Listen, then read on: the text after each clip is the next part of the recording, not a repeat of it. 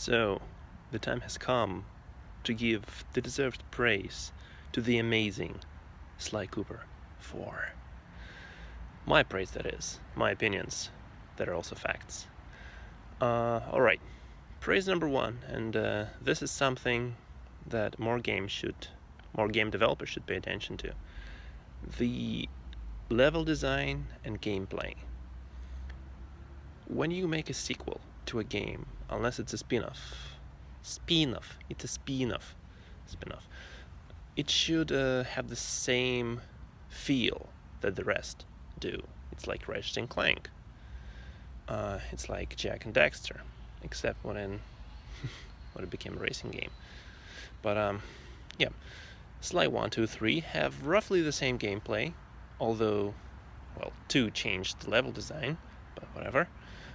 Sly 4 has levels that feel very much Sly Cooper. The verticality of the levels, how you can run around on the street or climb and run around on a wire or something on a roof, that is still there. The clue bottles, of course, is still there. The way you run through the levels is the same. The way the guards spot you and you can distract them, that is all the same. Basically, the level design and gameplay is pretty much the same. And in a good way, of course. They try to preserve the feel, and they succeeded. The second praise for Sly 4 is the platforming. And this is a big thing in Sly because, well, it's a platformer. People sometimes forget, well, it's a platformer. And this is something Sanzara really nailed. Because, first of all, it's fun. It is very fun to jump around, to climb things, to, find a crack and crawl through it. Swing on hooks, jump and press the circle button, jump and press the square button. It's all there, and it feels great, and it is quite challenging. Not super hard, because most of things in Sly 4 are not hard. But yeah, platforming is great. It's amazing. Number 3, the thing that they nailed was the tone. Now, what do I mean by tone? If you played the first 3 Sly games many times, and you actually pay attention to all of it, not just your favorite bits, but all of it, you'll notice that Sly games are weird. They're weird. For example, in Sly 1, the first boss eats a bee, then gets big. Okay, he's a frog, so it kind of makes sense. He can enlarge himself, but still it's weird. The second boss is a strong guy, but he skipped leg day. He's super strong. He has super big arms and super short legs. And if you turn mirrors reflect sunlight into some crystal that reflects sunlight back at him that melts his guns. It's weird. The voodoo lady in Heishi, she has dancing chickens, and you play her minigame while standing on a mosquito. Sly 2 has a giant attack robot.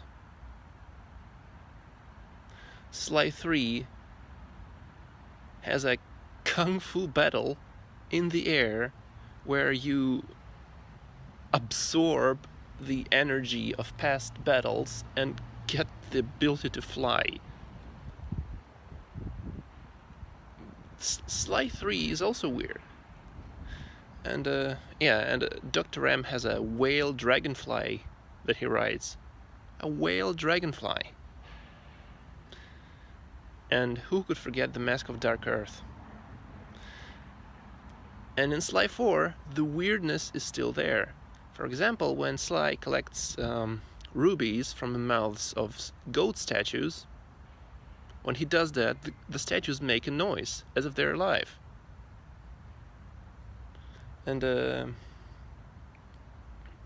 the giant armadillo, have you forgotten that one? What else? What else? Weird stuff in Sly 4. So much weird stuff. Do you remember the Grizz boss battle? How he unravels his deep secret of wanting to be a skater. A nice skater. Out of nowhere.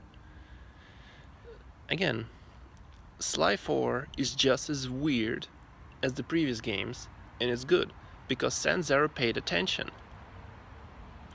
If you want to waste your life and read fanfiction, some of it is good, most is crap, you'll notice that fanfictions tend to be super serious, forgetting that the source material is usually a cartoon.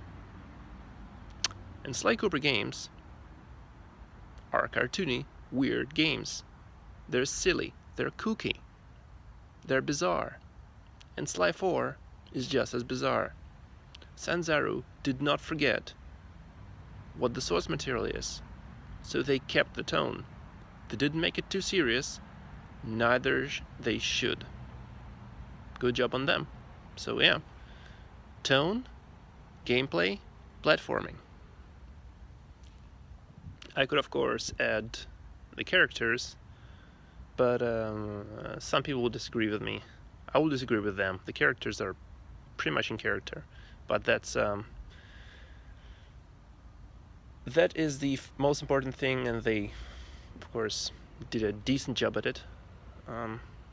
But again, the tone, the gameplay, those are the things people that make sequels to games developed not by them usually get wrong, and Sanzaro did not get them wrong. So yeah, that was my praise for Sly